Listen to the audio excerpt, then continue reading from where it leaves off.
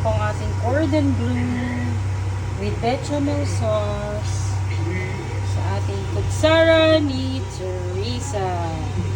Ayan, gumagawa tayo ngayon ng cordon bleu. Ipapa tayo ng ng chicken fillet. So yan, na-flat ko na siya. Mamaya na lang yung iba. Yan.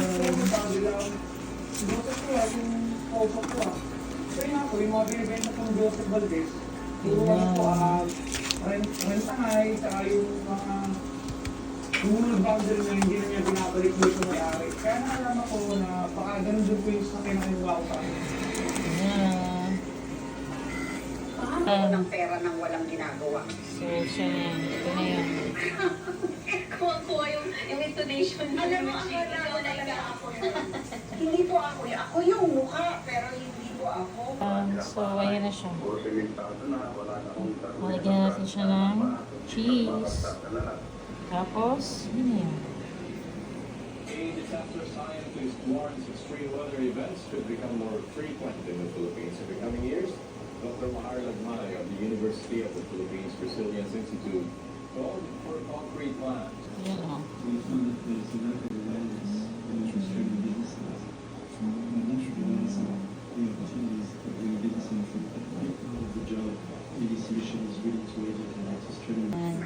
So, lagyan na natin siya sa ref para tumigas. And then, pwede na natin siyang iluto later panalagyan na ng breadcrumbs. Yun na yun. Harina and breadcrumbs. Ngayon, muli na ram. Humanda sa pagsipot ni Inday Vita Teron. Ano ba yan? Isang kilo ng sapatos. Kamatis po? Oh, apat na piso isang kilo. Bigyan mo nga ako ng hindi na pinamagay. Isang kilo? So, Wala na yan. kailangan muna natin siyang i-fry. Okay na, Hindi pork siya na ako natin. nabubuhay. Yan ang gusto kong ipadama sa'yo kanina. Na wala kong ibang babaeng minahal. So, ipiprito muna natin siya. Itong cordon bleu. Ayan siya.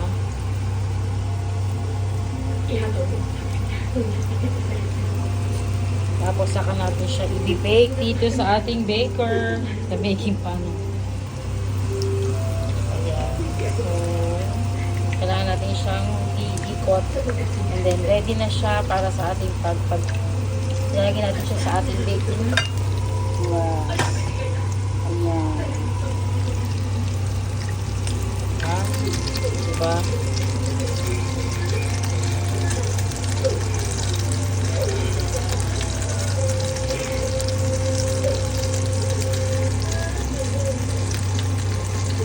I love it. Kunti na lang. I-bake na natin siya. Diba? Ang cute, diba? Sobrang cute, oh. Perfect. I love it. So, i-bake na natin siya. Lagyan lang natin siya ng butter para mag-melted at sumarap yung hindi siya maging dry. Ayan, oh. Sarap, oh.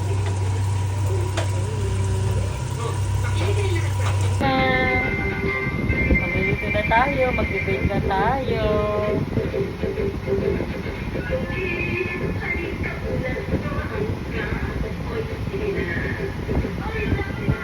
Bake na. So, yun o. Yun o. Ready for baking na siya. So, mag-bake na tayo ng ating cordon bleu. Ayan. Ayan siya. Lagyan natin dito. Ayan. Ayan o. Sarap o.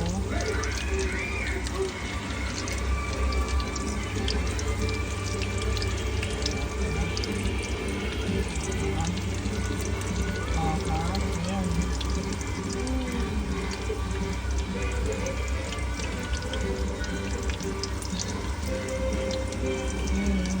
Kaya ng bechamel sauce para sa ating cordon bleu. So, butter and yung flour. Next na yung milk and cheese. So, ayun na natin siyang maluto, sticky ang tawag dun, maging saucy ang ating bechamel sauce.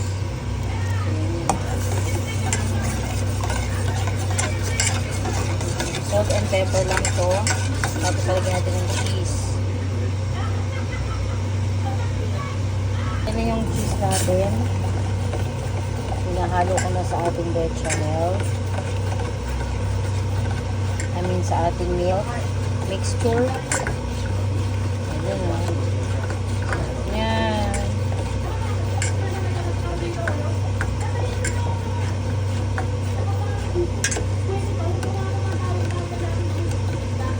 So, yan po. Ang ating bechamel sauce. Pag lumabot na siya,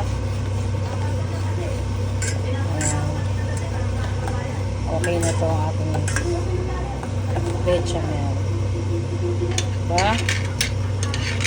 Pwede na natin kainin. Pwede na natin i-ready ang ating. Waiting na tayo sa ating cordon bleu with bechamel sauce. Ang ating bechamel sauce.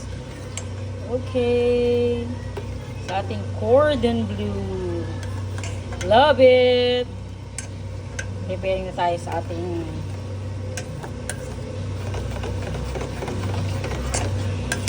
po. See? Ito yung cordon bleu. Ayan. Isa natin ito yung bechamel. Ito yung cordon bleu. Cordon bleu with bechamel sauce. Ayan. Ito po.